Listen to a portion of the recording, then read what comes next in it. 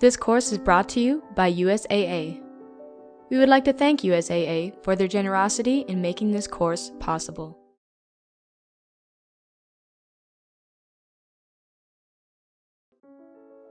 The Department of Veterans Affairs is a government agency that is organized into 3 branches, including the Veterans Health Administration, the VHA, the Veterans Benefit Administration, VBA, and the National Cemetery Administration, NCA. We will be focusing on the VHA, Veterans Healthcare Administration. Let's start talking a little bit about how the VHA is organized. The VHA is America's largest integrated healthcare system with over 1,700 sites of care. No wonder it can feel overwhelming. Depending on the size or type of the veteran's local facility, you might hear it referred to as a healthcare system, a hospital, or a medical center, VAMC. You may also see CBOCs, which are community-based outpatient clinics. These are clinics that are affiliated with a local healthcare system, hospital, or medical center, but are located in a different setting. For example, the veteran you care for may receive most of his or her care at their local hospital, but might see an eye doctor at the VA CBOC 10 minutes down the road. It's still part of the local VA, just in a different location. VISNs, or Veterans Integrated Service Networks, are regionally based and oversee groups of facilities, like a headquarters.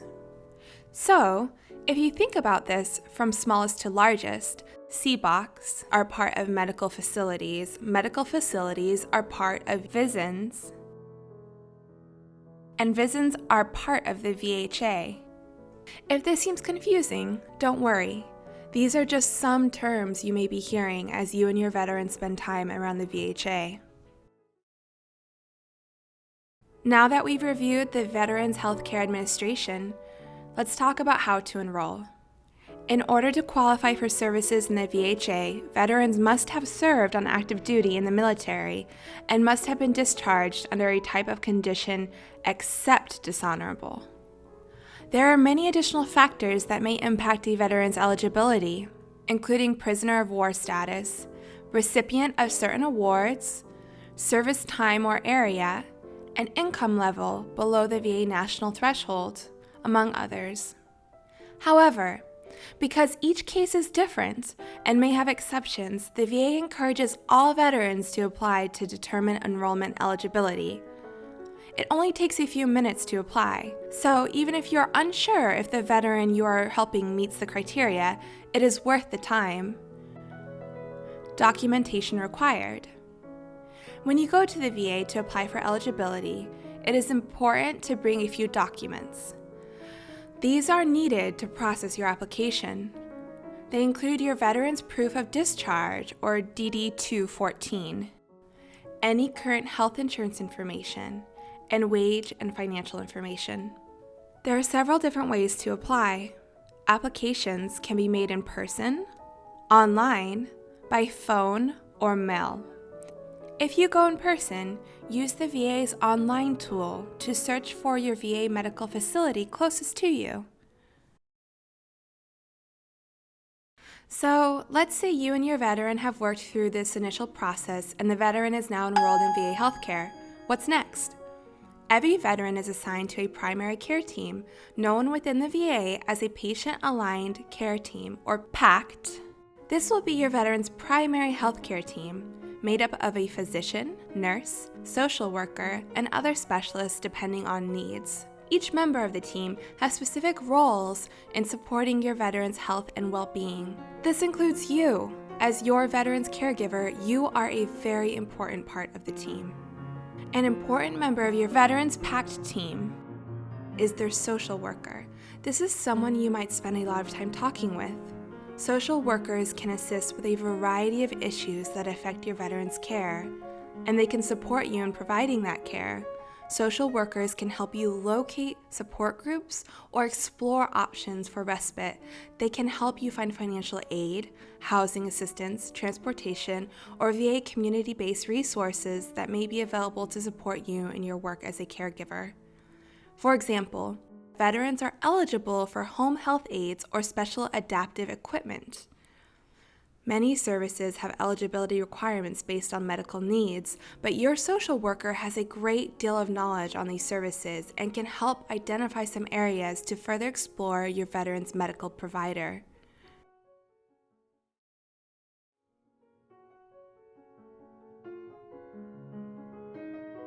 So now let's say the veteran you are caring for has now enrolled at his or her local VA facility and has established care. There is an initial appointment and likely with the social worker as well. You and your veteran have taken care of everything. There's nothing else to do, right? Actually, now is a great time to begin planning for his or her first visit. As you get settled, there are some basic questions you may want to ask the staff. How do you schedule follow-up appointments? Does my veteran's PACT have a name? Many VAs use names such as colors to identify the name of the healthcare team. I won't always be able to drive my veteran to appointments. Does the VA offer any help? When you and your veteran meet for the first time with his or her primary care physician, here are some things to consider asking. How often do you want to see me? If I have a question about a medication or a medical concern, what should I do? Also, for every appointment, it's a good idea to keep a list of things you want the medical team to know and questions about symptoms, medications, and treatment. It's so easy to forget when you're face to face with the provider. When you meet with a social worker, there are a number of issues that will come up. One of the most difficult and most important issues is the discussion about advanced directive planning. Conversations related to the end-of-life care can be really tough, but planning ahead can make decision-making less stressful for loved ones. Two types of advanced directives that are important to know about include the healthcare proxy and the living will. Many people are familiar with the term power of attorney, or POA. Power of attorney does not give the designated individual any rights to make healthcare decisions for another person.